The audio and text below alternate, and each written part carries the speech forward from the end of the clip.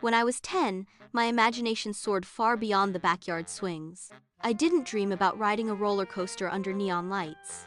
I never fantasized about sharing a backstage pass with my favorite pop star.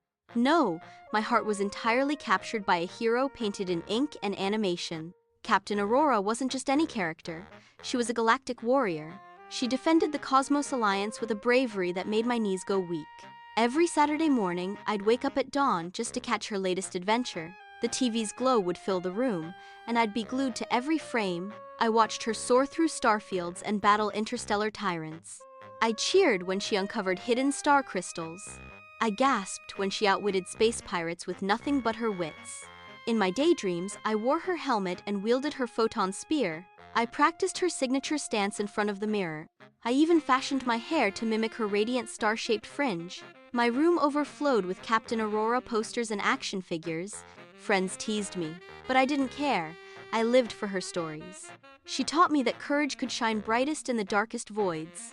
Looking back, those Saturday mornings shaped my love for storytelling. And even now, whenever I hear a distant hum of synthesizer chords, I'm transported straight back to that 10-year-old who believed in cartoon magic. Thing I saw every morning, and the last thing before I went to bed, her action figure stood proudly on my dresser, like a guardian of my imagination. I'd position her perfectly, facing the window as if she were watching the stars. I used to spend hours trying to copy her star-shaped fringe. I'd stand in front of the mirror with gel and hairspray, totally convinced I could pull it off. Spoiler, I never did. But that didn't stop me from believing I was destined for cosmic greatness. Every time she swooped down to save the galaxy, my heart would do literal backflips. I'd sit on the edge of my bed, holding my breath during every space battle.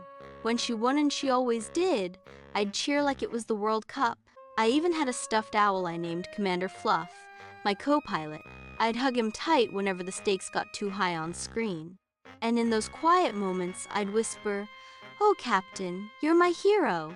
I believe she could hear me somehow through the screen, across dimensions. To me, she wasn't just a cartoon, she was everything I wanted to be. Brave, bold, and unshakably kind. She made me feel seen, even when no one else understood my weirdness. Looking back, she was my first love, and maybe my first inspiration too. Yard, gripping my neon green toy sword like it's forged from starlight.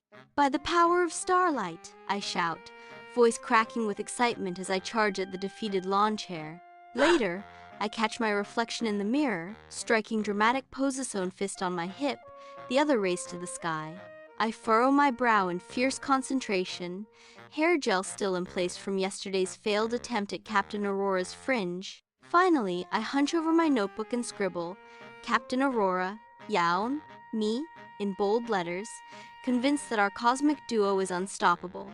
Novels and animation textbooks. Now that I'm 20, I've come to accept that Captain Aurora isn't real. With a dramatic sigh, I stand, holding Captain Aurora high. She's nothing more than drawn ink and impossible physics. Yet that childhood crush taught me something preless.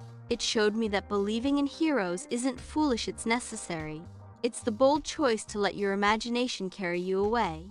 That tiny spark of wonder still fuels my creativity every day. Whether I'm sketching new characters or pursuing real-world dreams, her spirit lives on.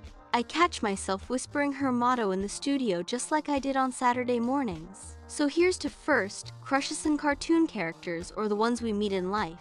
They remind us that magic isn't trapped in pages or pixels. Magic lives wherever we choose to imagine it.